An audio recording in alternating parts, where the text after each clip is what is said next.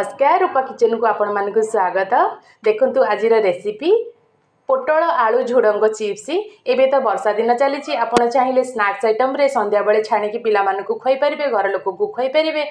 चलतु देखा रेसिपी देखा पूर्व आपण मैंने जदि मो चैनल में नुआ अच्छा प्लीज मते सब्सक्राइब करूँ पाखे बेल आइकन को क्लिक करूँ और जहाँ जहाँ वीडियो मुझे अपलोड करी आपको निश्चय मिल जाए। चलतु देखा देखो चिप्स बनवाई आम किसी सामग्री नहींचे जमीती कि पोटल आलू झुडंग को मुझे प्रथम धोईकी सफा करके रखीदे कि बेसन नहीं बेसन 3 चामच आपाई कि कॉर्नफ्लोर नहीं कॉर्नफ्लोर 4 चामच आउ कि भूसंग पत्र अदा लंका छेचा हलदी काश्मीरी लंका गुंड आउ कि धनिया पाउडर।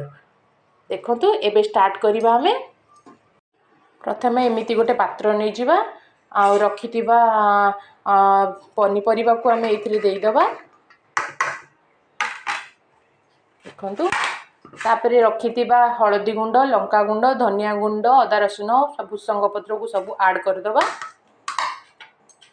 देखु ऐड करदेली रखि बेसन को ऐड करदे रखि कॉर्नफ्लोर को भी ऐड करदे। देखु याकू हल्का भाव में बिना पानी रे आपण गोलेबे। देखु एमती गोलेबे जद्वारा कि से ही पानी बाहर आपको पानी बिल्कुल भी देबेनी। देखु बिना पानी रे केते सुंदर गोली हो गला मसला सब मिसीगला। एबे आमे आपको छाणीबा पई रेडी हो सारी आमे एबे छाकू छाणीबा। देखु प्रथम मु गोटे कढ़ई रे किछि तेल गरम कर देछि। देखु तेल गरम हो सारी एबे आमे ताकू आस्ते आस्ते करके पकेबा अल्प अल्प करके पकेबे बेसी करके पकेबेनी कहीं लगिगले भल चिप्स हेनी। देखु यही टाइप करके अल्प अल्प करके पकेबे ताद्वारा चिप्स भल हो।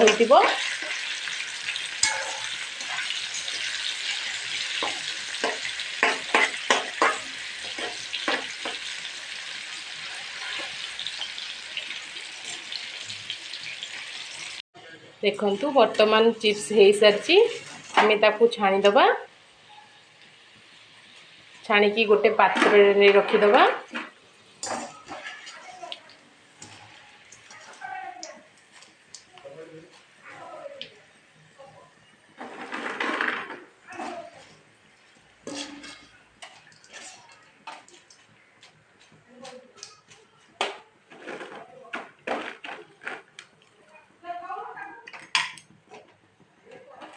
देखु केते सुंदर हो गला आमर पोटल आलू झुडंग चिप्स। देखु मु देखे साउंड भी शुणे देखा केते सुंदर साउंड आछि पूरा क्रिस्पी होती। आम पखाल भात सांगे खाई पारे गरम भात सांगे भी खाई पारे आउ संध्या बेले स्नैक्स आइटम रे भी खाई पारे।